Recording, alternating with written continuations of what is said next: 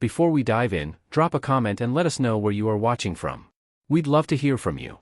If you enjoy true crime stories like this, be sure to like the video, subscribe, turn on the notification bell, and share it with someone who'd love it too. The morning air in the Cascade Mountains was crisp and cold when the call came through to the Snohomish County Sheriff's Department. It was October 17, 2019, and Ranger Michael Patterson had been making his routine patrol along the Devil's Ridge Trail when he noticed something that made his stomach drop. A silver Honda CR-V sat alone in the gravel parking lot, covered in a thick layer of morning frost. The registration sticker showed it had been there for at least 4 days. But it was what he found inside that made him immediately radio for backup. A purse sat on the passenger seat, wallet intact with cash and credit cards still inside. A half-empty water bottle rested in the cup holder. The keys dangled from the ignition. Everything suggested someone had planned to return quickly. They never did. The vehicle belonged to 32-year-old Emma Richardson, a software engineer from Seattle who had told her roommate she was going for a day hike that Thursday morning. She was experienced, cautious, and always checked in.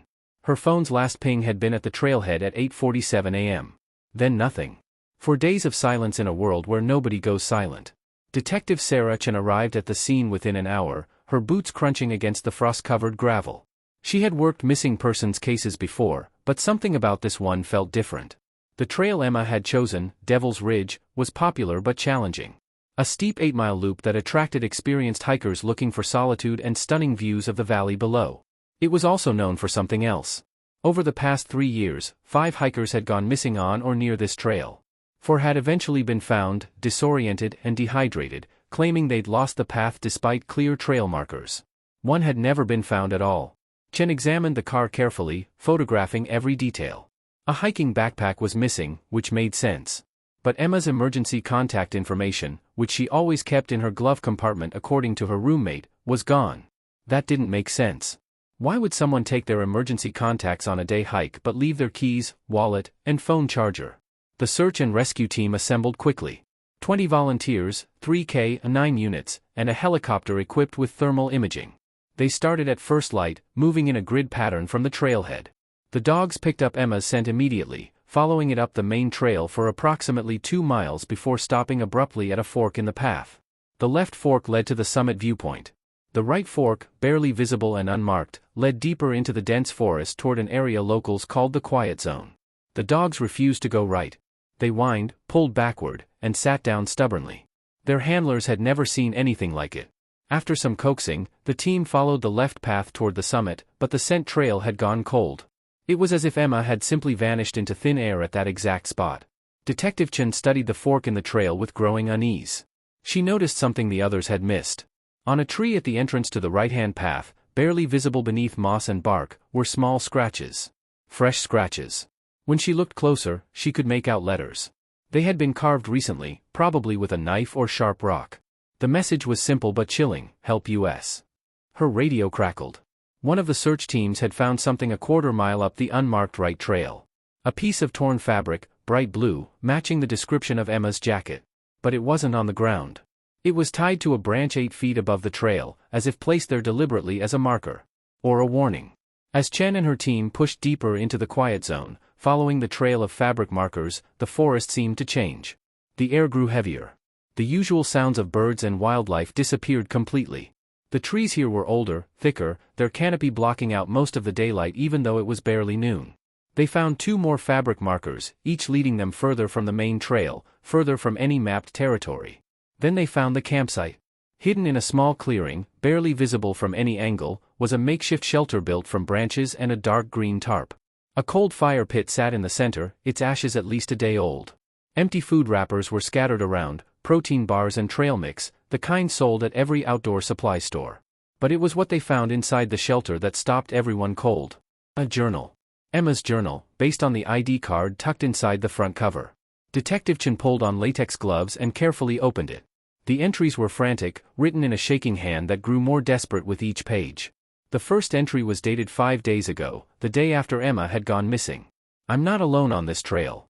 I thought I was being paranoid, but I keep seeing him. The same man, always about 50 yards behind me, matching my pace. When I speed up, he speeds up. When I stop, he stops. I tried to turn back, but the trail markers are gone. Someone removed them. I've been walking for hours and I can't find my way out. The sun is setting and I'm scared. Chen turned the page, her heart pounding.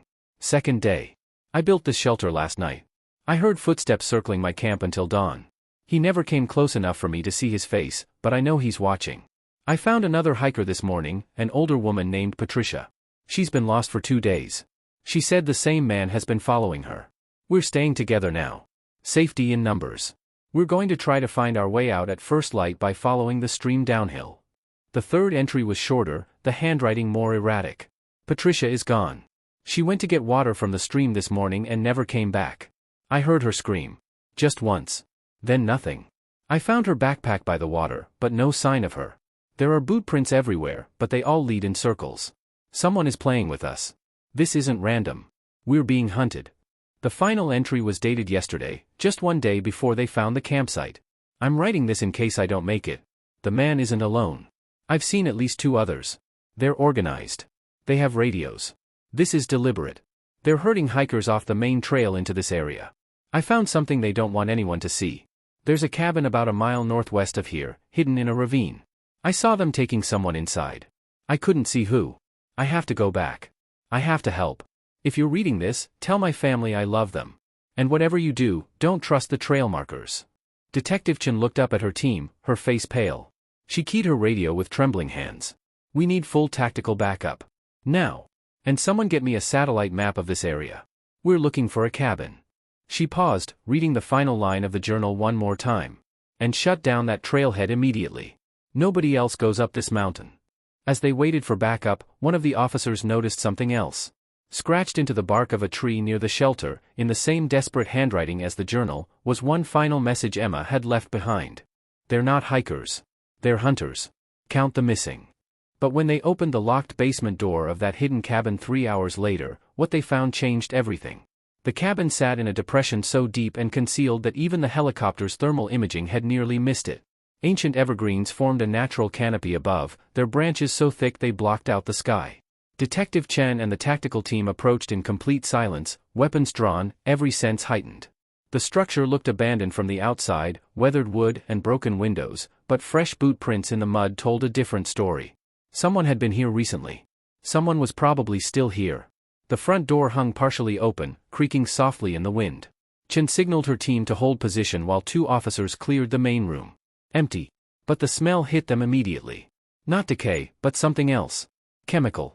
Antiseptic. Like a hospital trying to mask something terrible underneath. The main room was sparse, just a table, 2 chairs, and a propane lantern. Maps covered the walls, topographical surveys of the entire mountain range with trails marked in red ink. But it was the annotations that made Chen's blood run cold. Each trail had dates written beside it. Success rates. Numbers. Devil's Ridge, 73% effective. Boulder Creek Trail, 45%, 2 exposed. Whispering Pines Loop, 91%, optimal isolation. This wasn't random. This was data collection. This was research. These people had been studying which trails were best for abducting hikers without being noticed. Officer Marcus Torres pointed to a door at the back of the room. It was reinforced, new hardware contrasting sharply with the cabin's decrepit exterior. A heavy padlock hung open on the latch, as if someone had left in a hurry. Chen approached slowly, her service weapon raised. She pushed the door open with her boot. Stairs led down into darkness. The antiseptic smell grew stronger, mixed now with something organic and unsettling. Chen clicked on her flashlight, the beam cutting through the blackness to reveal concrete walls and a modern LED lighting system that seemed impossibly out of place in this wilderness. Someone had invested serious money in this basement. The stairs descended at least 15 feet before opening into a large underground room. What they found wasn't a dungeon or a torture chamber. It was worse. It was organized. Professional. The basement had been converted into a facility with multiple rooms branching off a central corridor. The first room they cleared was lined with filing cabinets, each drawer labeled with years. Chen pulled open the drawer marked 2019. Inside were dozens of manila folders, each containing photographs, personal information, and detailed notes. She pulled one at random. Subject 17, male, age 29, experienced climber, solo hiker, no immediate family contact expected for 48 hours, selected for Phase 2 trial. Attached were surveillance photos of a young man at a trailhead, completely unaware he was being watched. The date was 6 months ago. Chen recognized the location. Boulder Creek Trail. A hiker had gone missing there last spring. He'd been found 3 days later, disoriented and claiming he couldn't remember anything after starting his hike. The official report said dehydration and exposure. She pulled another folder. Subject 23, female, age 34, moderate experience, solo hiker, social media indicates planned absence of 1 week. More surveillance photos. More notes. The date was 2 months ago. Chen didn't recognize this woman. She was never reported missing because according to these notes, she had told everyone she'd be gone for a week. Nobody would have worried until it was too late. There were 47 folders in the 2019 drawer alone. Torres checked 2018. 39 folders. 2017, 26 folders. They were looking at years of systematic targeting, abduction, and something else they hadn't identified yet. These weren't murder victims. At least not all of them. Many of these people had been found alive. So what was happening to them in the days they were missing? The second room answered that question in the most horrifying way possible. It was set up like a medical examination room. An adjustable table sat in the center, restraint straps hanging loosely from its sides. Cabinets lined the walls, filled with medical supplies, syringes, vials of clear liquid with coded labels, and equipment Chen didn't recognize. A computer workstation sat in the corner, its monitors dark but still warm to the touch. Someone had been here within the last hour. Torres found a clipboard hanging beside the table. It was a checklist, clinical and detached.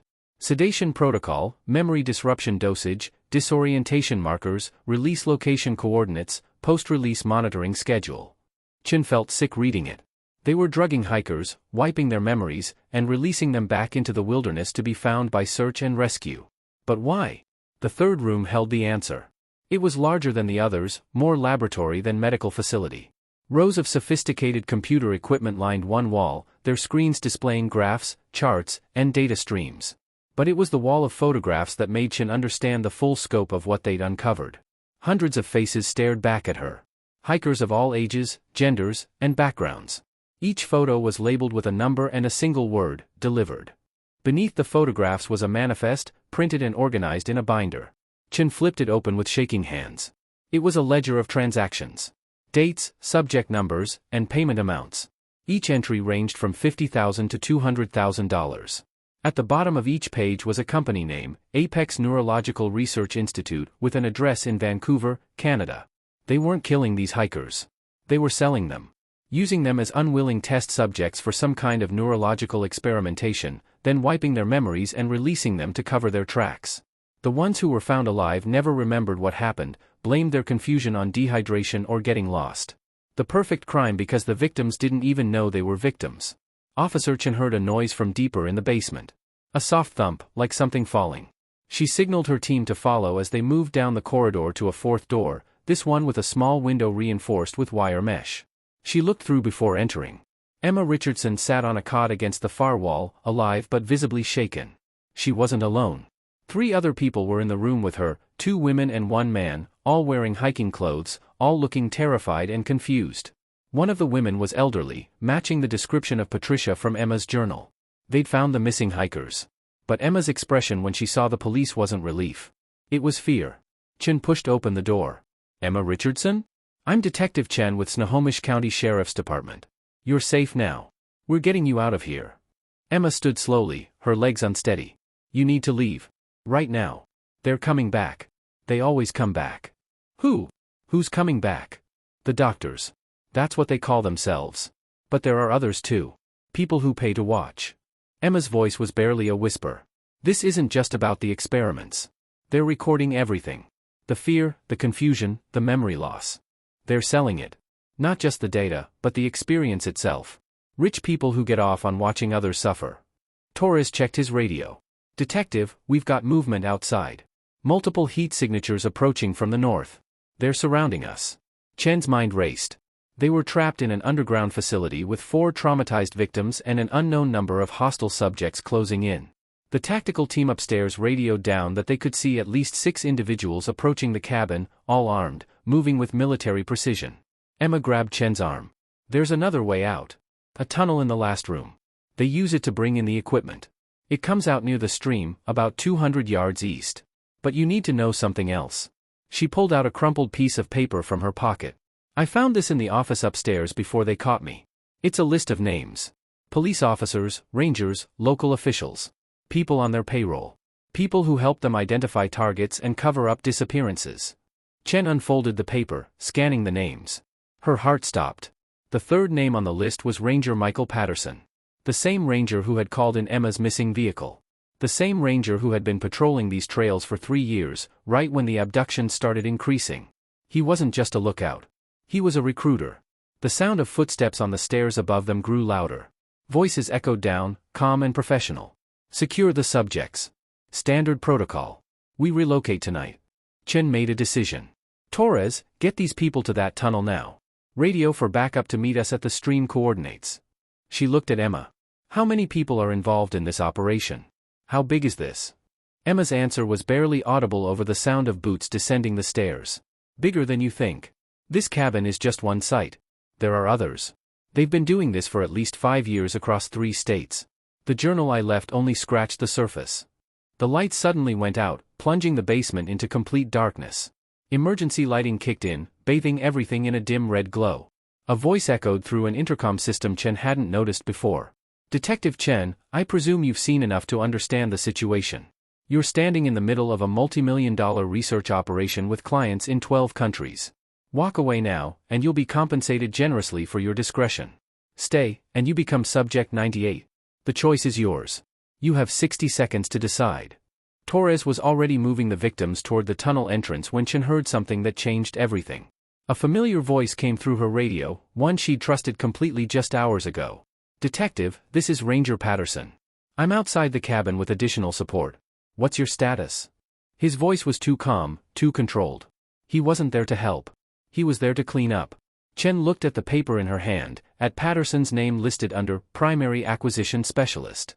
She clicked off her radio and turned to her team. We're not just dealing with a criminal operation.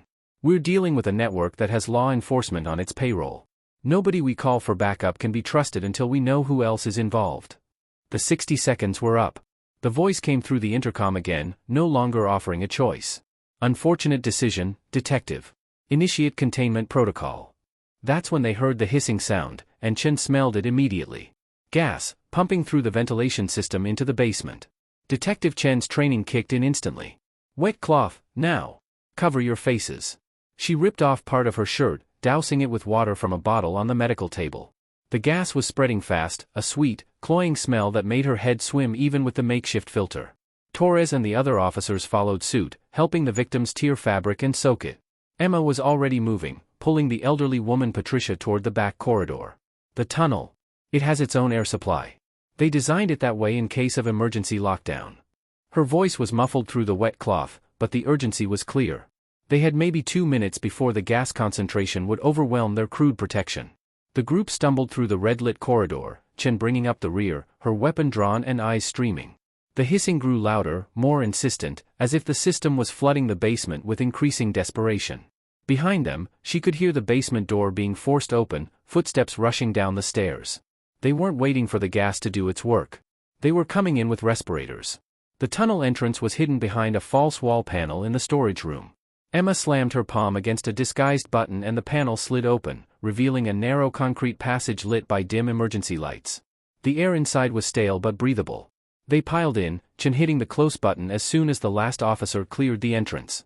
The panel sealed shut just as she saw shadows moving through the red haze behind them. Keep moving. This tunnel is a 1/4 mile long. Emma led the way, her voice stronger now, the survival instinct that had kept her alive for 5 days taking over. The tunnel sloped gradually upward, and Chen could hear running water somewhere above them. The stream. They were heading toward their extraction point. But extraction by whom? Patterson was compromised. How many others in the department were on that list? Chen's mind raced through the names she'd glimpsed. 2 sheriff's deputies, a dispatcher, and a county administrator. The corruption ran deep enough to compromise any rescue operation. They were on their own. The tunnel opened into a small concrete bunker hidden beneath an overhang near the stream.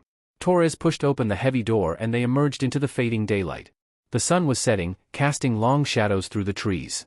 Chen quickly oriented herself, recognizing the terrain from the topographical maps. They were about 3 miles from the nearest logging road, rough terrain but navigable. Torres, you and Officer Kim take the victims downstream. Follow the water until you hit the old logging road, then head south. There's a fire station about 5 miles down. Don't radio anyone. Don't call dispatch. Get these people to that fire station and tell them to contact the FBI field office in Seattle directly. Ask for Agent Monica Reeves. Only her. She's not from around here, which means she's not on anyone's payroll. Chen was making decisions fast, trusting her instincts about who might still be clean. What about you? Torres asked, already knowing he wouldn't like the answer.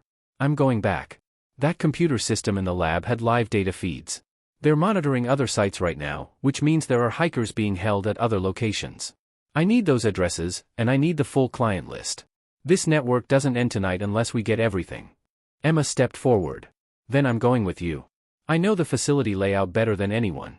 I spent 5 days mapping every room, every entrance, looking for a way out. You'll need me. Chen wanted to argue, but Emma was right. Fine. But you stay behind me and do exactly what I say. She turned to the elderly woman, Patricia, who despite everything she'd been through, still had a fierce clarity in her eyes. Ma'am, when you get to safety, tell them everything. Don't let them bury this. Patricia gripped Chen's hand. I was a federal prosecutor for 30 years before I retired. I know exactly what to do. Bring me that evidence, detective. I'll make sure it sees a courtroom. There was steel in her voice, the kind that had probably put away dozens of criminals in her career. Torres led the group downstream while Chen and Emma moved back toward the cabin through the darkening forest. They could hear voices in the distance, searchers spreading out from the cabin. Flashlight beams cut through the trees like searchlights. Patterson's voice carried through a megaphone. Detective Chen, this is a search and rescue operation. We're here to help. Please respond to facilitate your safe extraction. The performance was almost convincing. Almost. Chen and Emma circled wide, moving through the dense undergrowth, using the growing darkness as cover. They weren't heading back through the tunnel. They were going in through the main entrance, the one place the hunters wouldn't expect. As they approached the cabin's clearing, Chen spotted 2 figures standing guard at the front door. Not police. Not rangers. Private security, judging by their tactical gear and the weapons they carried. These were professionals, probably former military. This operation had serious funding behind it. Emma whispered, there's a window on the east side, the one that looked broken from outside. It's not. It's a hidden entrance. The glass is staged to look damaged, but it opens from outside if you know where to press. They waited until the guard's attention was focused elsewhere, then moved quickly to the window. Emma pressed a specific point on the frame and it swung inward silently. They slipped inside into what appeared to be a storage closet. Through the thin walls, Chen could hear voices in the main room. Containment failure. The detective and one subject are still unaccounted for. The others got to the tunnel before we could lock it down. A man's voice, educated, calm despite the crisis. Not Patterson. Someone higher up the chain. What about the data? A woman's voice, sharp with authority. I've initiated the remote wipe protocol for all non-essential files. The financial records and client lists are encrypted and backed up offsite. Even if they get into the system, they won't find anything actionable. We've planned for this scenario. And the ranger? Patterson is handling the search perimeter. He'll ensure any official rescue operations are redirected away from the actual extraction points. We'll relocate the remaining subjects to the Montana site by morning. This facility will be sanitized and abandoned within 6 hours. Chen's jaw clenched. They were going to destroy all the evidence and disappear. But they'd made one mistake. They said the data was being wiped remotely, which meant the system was still active.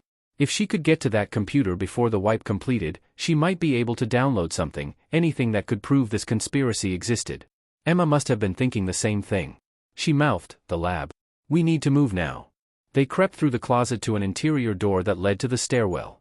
The voices in the main room continued, discussing logistics and cleanup protocols.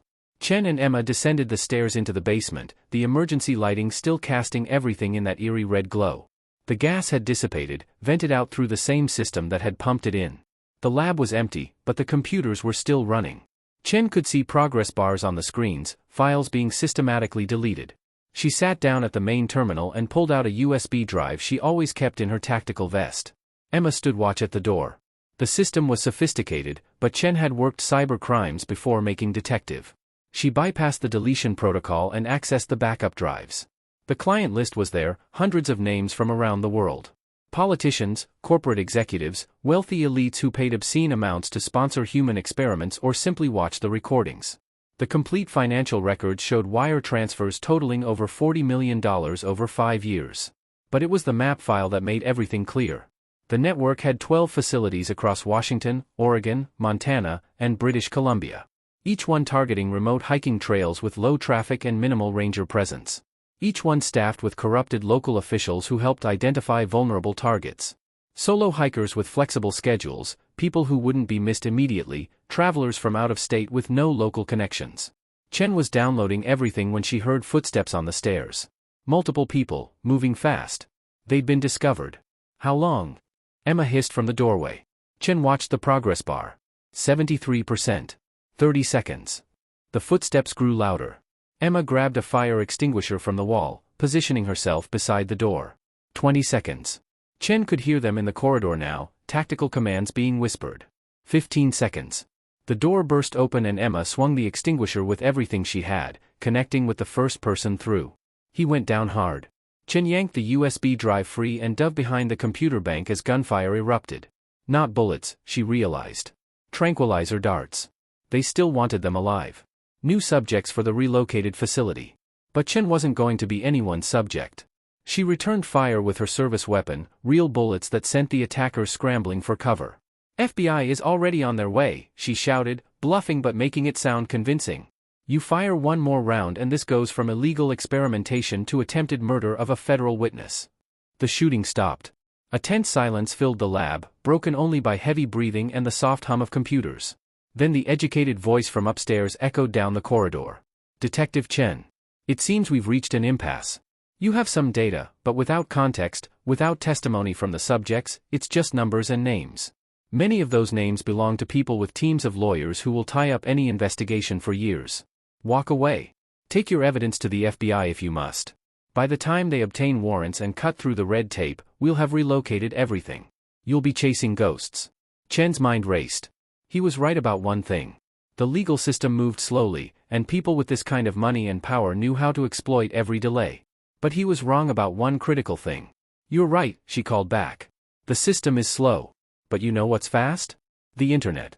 She held up her phone, showing Emma the live stream she'd started the moment she sat down at the computer. For the last 5 minutes, everything on these screens has been broadcasting to my social media. Screenshots of your client list, your financial records, your facility locations. 12,000 people are watching right now. You can't lawyer your way out of that. The silence that followed was absolute. Chen could almost hear the man's mind working, calculating the impossible math of damage control. You couldn't suppress information once it had been seen by thousands of people. You couldn't intimidate or pay off an entire internet full of witnesses. You've just made yourself a target for very powerful people, detective. The voice was cold now, all pretense of civility gone. Good. Let them come. I'm tired of hiding in the shadows while people like you treat human beings like lab rats. Chen stood up, her weapon trained on the doorway. Emma, we're leaving. Anyone who tries to stop us gets a bullet, not a dart. They moved out of the lab, Chen walking backward to keep her weapon trained on the corridor. The attackers didn't pursue, didn't fire. They were already making their own escape plans, knowing that staying at a compromised facility was suicide. Chen and Emma emerged from the cabin into full darkness. The forest was alive with movement, flashlights and voices spreading out in all directions. But they weren't all looking for them anymore. Some were running away, abandoning the operation before they could be identified and arrested. They found Torres and the others at the fire station 2 hours later. True to her word, Patricia had already contacted the FBI. Agent Reeves arrived with a full tactical team within another hour, having mobilized the moment she heard the story. The live stream had gone viral, over 200,000 viewers by the time they reached safety. News helicopters were already circling the mountain, broadcasting the FBI raid on the cabin. The arrests came fast. Patterson was taken into custody at the trailhead, along with 2 deputies and the county administrator. The educated voice from the cabin turned out to be Dr. Marcus Wendell, former neuroscientist stripped of his medical license for ethics violations who had found new clients among the wealthy and amoral. The woman was his partner, Dr. Lisa Hoffman, a specialist in memory manipulation who had pioneered the techniques they used to erase the victims' memories. Over the next 3 months, the investigation expanded internationally. The client list led to arrests in 7 countries. The other 11 facilities were raided simultaneously. 43 victims were identified and rescued from various stages of the experimentation process. Many would never fully recover their memories, the neurological damage too severe. But they were alive, and they were free. Emma Richardson became the face of the survivors, testifying before Congress about the need for better protections for solo travelers and wilderness safety protocols. She started a foundation to support other victims and pushed for legislation requiring tracking systems at trailheads and mandatory check-ins for solo hikers. Detective Sarah Chen received commendations from multiple agencies, but the recognition that mattered most came from the victims themselves. Each one thanked her for not giving up, for risking everything when walking away would have been easier. But the case never truly closed. Not really. Because 3 months after Dr. Wendell was sentenced to life in prison without parole, Chen received an anonymous email. No message, just a photograph. It showed a hiking trail she didn't recognize, somewhere remote and beautiful. In the corner of the image, barely visible among the trees, was a small wooden sign. The sign read, "Welcome to Ravens Peak Trail." And beneath it, in smaller letters, Site 13. Chen stared at the photograph for a long time, her hand hovering over the phone to call Agent Reeves. They had found 12 facilities. They had arrested dozens of people. They thought they had dismantled the entire network. They were wrong. Somewhere out there, in forests they hadn't searched yet, the hunters were still operating.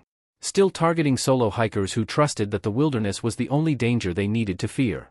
Chen saved the image and began researching Ravens Peak Trail. She found it in northern Idaho, remote and rarely patrolled. The reviews online mentioned great views and challenging terrain. They also mentioned something else. 3 hikers had gone missing on that trail in the past year.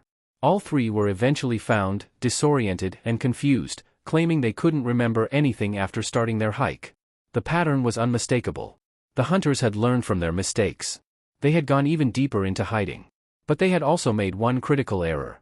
They had let Chen live, and now she knew exactly what to look for. She opened a new file on her computer and titled it, Operation Ravens Peak. Then she began to plan. Because some hunts never truly end. They just change who's doing the hunting. And this time, Detective Sarah Chen was coming for them all.